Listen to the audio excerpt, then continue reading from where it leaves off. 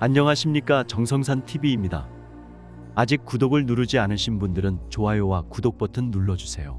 영상 제작에 큰 도움이 됩니다. 후원해주시는 모든 분들께 감사드립니다. 멸공, 윤석열 이재명 영수회담에 쏟아진 충격 댓글. 별의별 말이 다 나돈다. 지금 윤석열 대통령이 총선에서 여당이 패배한 뒤 이재명 민주당 대표에게 전화를 걸었습니다. 윤 대통령이 취임한 지 7, 8번 이재명 대표와의 회담을 거절한 적이 있습니다. 그런데 총선에서 지고 드디어 전화를 먼저 걸었습니다. 러브콜은 일방향이었다. 이재명 더불어민주당 대표는 2022년 8월 28일 당대표 수락 연설에서부터 윤석열 대통령에게 영수회담을 요청하겠다고 했다. 바로 다음 날 신임당 대표로서 주재한 첫 최고위원회의에서도 민생 앞에 여야와 정쟁이 있을 수 있겠냐라며 영수회담을 공식 제안했다. 3일 연속 영수회담 요청이 이어졌다. 2022년 8월 30일 이 대표와 윤석열 대통령과의 전화통화가 있었고 윤 대통령은 여권 지도부와 함께 좋은 자리를 만들어 보겠다고만 말했다. 이 대표는 1대1 영수회담을 얘기했지만 대통령은 여야 당대표 회동을 얘기하며 우회적으로 거절한 것이다. 이 대표는 그해 9월 8일 대통령께 다시 요청드린다. 추석 직후에라도 바로 만나 지금 우리 정치가 무엇을 해야 하는지 국민의 물음에 답해드리자고 제안했다. 답은 없었다. 5일 뒤인 9월 13일 절차와 형식에 구애받지 않은 영수회담을 제안한다고 또 말했다. 2022년 9월 14일 이진복 대통령실 정무수석은 여야 상황이 어느 정도 정리되면 여야 당대표와 원내대표를 만나는 것도 고려할 필요가 있다면서도 영수회담은 구시대적인 용어라며 선을 그었다. 이 수석은 이윤 대통령은 영수회담이란 용어 자체를 인정하지 않는다. 대통령과 당대표와의 만남 쪽으로 가야 한다라며 대통령은 구시대에 쓴 말을 쓰지 않겠다고 누누이 말씀하셨다고 전했다. 그러면서 우리 국민의힘 비대위가 만들어지고 정의당도 비대위가 정리되면 윤 대통령이 해외 순방을 다녀오고 나서 방식이 어떻게 됐든지 그때쯤 한번 만남을 논의할 수 있지 않나 생각한다고 덧붙였다. 여전히 다자회담이 각이었다. 2023년 1월 12일 이 대표는 신년 기자회견에서 영수회담을 재차 언급했다. 6번째 제안이었다. 이 대표는 이미 여러 차례 대통령과의 회담을 제안했습니다. 그 제안은 지금도 유효하다라며 국민과 야당을 대화 상대로 인정하지 않는 이상 국정 난맥은 반복될 수밖에 없다고 했다. 대통령실 핵심 관계자는 회담은 언제나 열려 있다면서도 국회 상황 등 재반 여건을 고려해서 판단해야 한다고 했다. 사실상 거부였다.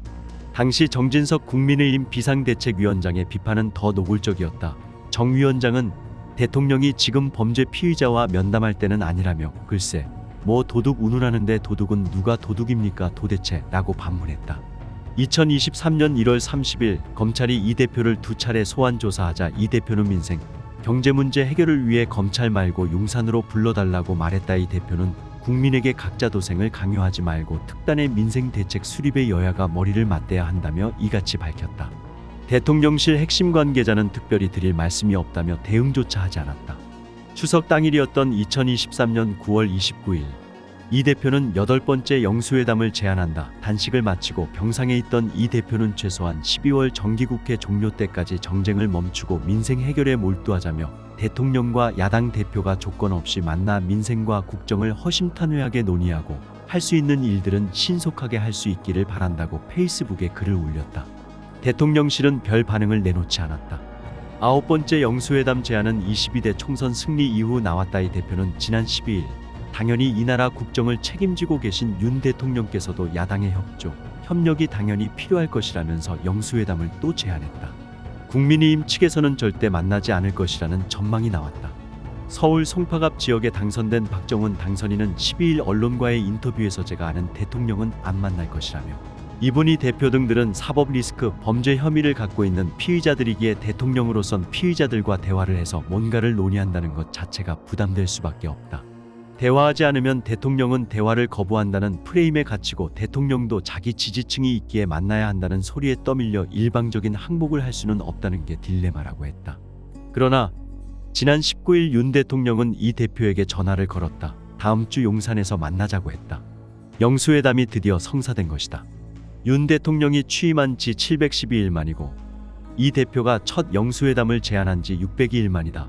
총선 패배 후 9일 만이기도 하다.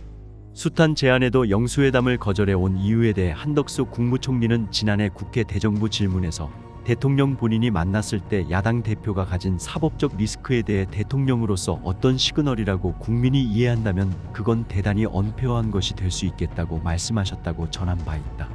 윤 대통령은 지난 2월 7일 KBS와의 대담에서 직접 엄연히 당의 지도부라는 것과 대통령실은 별개로 돼 있다라며 영수회담이라는 것은 우리 사회에서 없어진 지 꽤 된다고도 말했다. 야당 대표의 사법적 리스크는 여전하다. 그럼에도 없어진 지 꽤 된 영수회담이 내주에 부활할 예정이다. 달라진 것은 하나다. 취임 2년 만에 총선 참패라는 성적표를 받은 것 그뿐이다. 특히 윤 대통령과 이 대표가 어떤 의제를 놓고 이야기를 나눌지 관심이 쏠린다.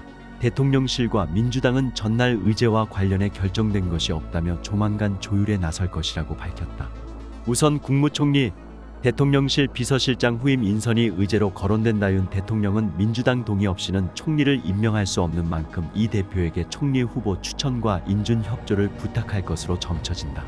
윤 대통령은 4.10 총선 여당 참패 이후 인적 쇄신을 위해 총리 후보의 박영선 전 중소벤처기업부 장관 등 야권 인사도 두루 검토하고 있는 것으로 알려졌다. 다만 이 대표는 박 전 장관이 총리 하마평에 오르자 협치를 빙자한 협공이라며 불쾌감을 드러낸 바 있다. 윤 대통령은 의대 증원과 3대 개혁, 교육 노동연금에 대해서도 야당의 협조를 구할 가능성이 높다. 앞서 윤 대통령은 지난 16일 국무회의 모두 발언에서 총선 관련 입장을 밝히며 노동, 교육, 연금 3대 개혁과 의료 개혁을 계속 추진하되 합리적인 의견을 더 챙기고 귀 기울이겠다고 역설했다. 이 대표는 전 국민 25만 원 민생회복지원금과 고물가 등 민생 현안에 방점을 찍고 구체적인 과제를 건의할 것으로 보인다. 앞서 민주당은 민생회복지원금 등 민생회복 긴급조치를 위한 추가 경정 예산안 편성을 정부 여당에 제안했다. 이 대표는 지난 19일 당원과의 만남에서 도전 국민재난지원금은 이번에 만나면 얘기해야 할 것 같다고 재차 언급했다. 이와 함께 21대 국회에서 처리하겠다고 예고한 전세사기 특별법, 양곡관리법 등 쟁점 법안들도 민생 관련 현안으로 논의 테이블에 올릴 것으로 관측된다. 정치권은 최상병 김건희 여사 특검법의 의제 가능성에 주목한다. 조국혁신당 대표는 전날 무엇보다 윤 대통령은 최상병 김건희 여사 특검법 등 지난 총선에서 드러난 국민적 요구에 성실하게 답하길 기대한다고 압박하기도 했다. 민주당 내에서는 특검법이 의제가 될 가능성은 작다는 주장도 제기된다. 정청래 최고위원은 라디오 뉴스 하이킥 인터뷰에서 특검법과 같은 쟁점을 얘기하면 그냥 쟁점으로 끝날 가능성이 있다며 쟁점 주제보다 합의가 가능하고 시급한 민생 문제부터 머리를 맞대야 한다고 덧붙였다. 이재명 빨리 구속시켜야 합니다. 정성산TV 좋아요, 구독, 알림은 큰 힘이 됩니다. 후원해주시는 모든 분들께 가열차게 멸공.